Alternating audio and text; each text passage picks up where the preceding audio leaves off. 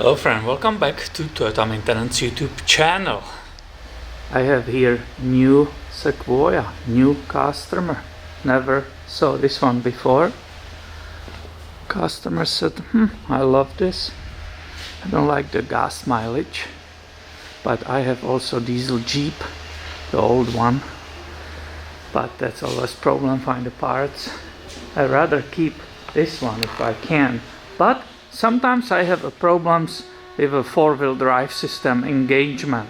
Local shop quoted him.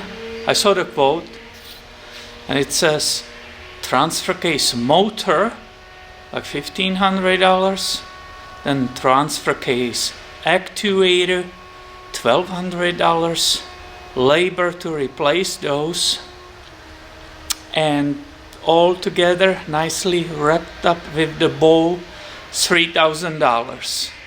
So I'm going from the front to the back, and this is what I see on the transfer case.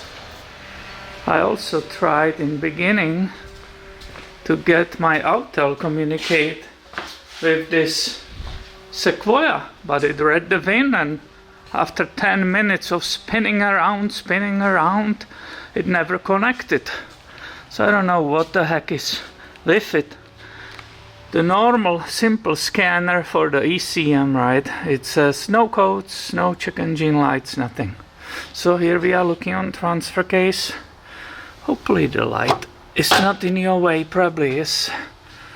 Here we have a filler drain. I will be taking samples of the fluid for him. He got a supposedly new transmission fluid. Well, doesn't look so. The front diff fluid, it's so contaminated. This is mini sample. By the way, the plug looked like a star. There is a hex stand, but it looked like a star. I don't know who stripped it. So I had to hammer my hex stand in it, and then I was able to crack it open. You know, these are always super tight, right, to undo. So back to the transfer. Here's the actuator. The first thing you see, the vacuum line is cracked and split. I see it again. I will say 25% of tracks which I get here for that inspection. This rubber hose, the end is just done, and the vacuum cannot work correctly. That's how I discovered it. I don't think that previous shop who quoted him $3,000 touched it.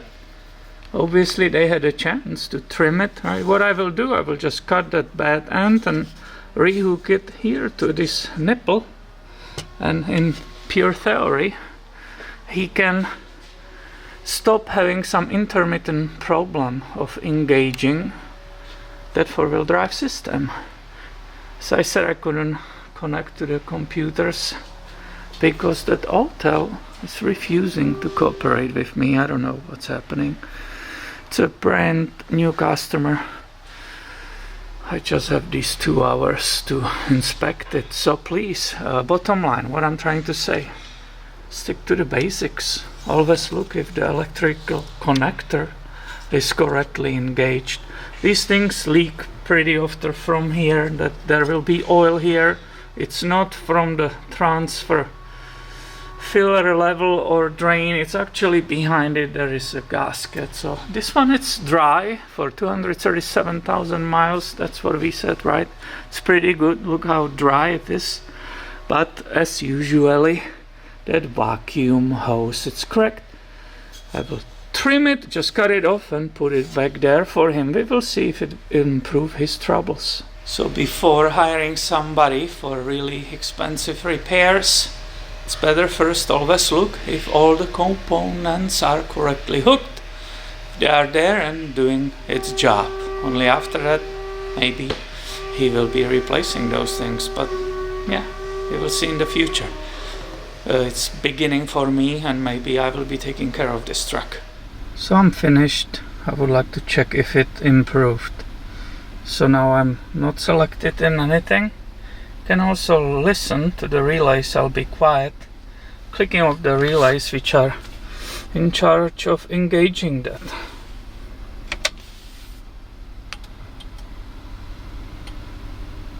Did you hear that? That was not happening for him. The relays are audible from behind the glove box. It just kept flashing before, and it was doing absolutely nothing. Just kept flashing, right? No matter what you pushed or whatever happened. So instead of 2-wheel drive, we are in 4 high. If there will be malfunction, the central lock differential symbol will be flashing with that 4 high because it's unable to switch. That was really quick. Let's see how quickly it will go back out. Might need to go in the drive because I don't hear those relays clicking. They just clicked. Did you hear it? I put it in the drive. The relays from behind the glove box went click, click, click, click, click, click, click, and it went off.